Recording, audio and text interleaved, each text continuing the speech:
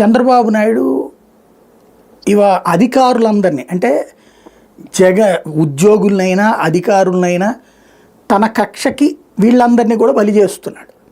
ఇప్పుడు జగన్ అరెస్ట్ చేయించినప్పుడు చంద్రబాబు అధికారులను ఎవరిని ముట్టుకోలేదు చూడండి. అప్పుడు వాళ్ళ చేత వాంగ్మూలాలు మాత్రమే తీసుకున్నారు. ఈవెన్ స్కిల్ డెవలప్మెంట్ కేసులో కూడా లేదు, అయ్యన్న పాత్రుడి కేసులోనైనా, అచ్చెన్నాయుడు వ్యవహారంలోనైనా, వేటిట్లలో కూడా అధికారుల మీద ఎలాంటి చర్యలు లేవు. అధికారులకు సంబంధించి వాళ్ళ వాంగ్మూలాల నమోదు వరకు మాత్రమే పరిమితం అయ్యారు.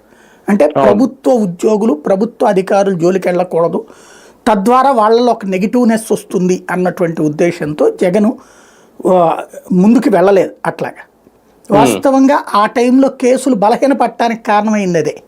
కేసు బలపడాలంటే ఒక అచ్చెన్నాయుడు డబ్బులు తిన్నాడు అంటే అధికారి పాత్ర లేకుండా ఎలా ఉంటుంది? ఫైనల్గా ఇక్కడి నుంచి జరిగితేనే కదా, చిట్ట చివరికి ఆయన లబ్ధి పొందాలంటే ఈ కిందోళ్ళందరితో కలిస్తేనే కదా సాధ్యమయ్యేటటువంటిది. కానీ ప్రభుత్వ ఉద్యోగులు జోలికి వెళ్ళకూడదు మనం, ప్రభుత్వ అధికారులు జోలికి వెళ్ళకూడదు మనం అన్నటువంటి రూట్లోనే జగన్ కార్యకలాపాలన్నీ నడిచినాయి. అయితే దానికి పూర్తి భిన్నమైనటువంటి రూట్ చంద్రబాబు తీసుకున్నారు.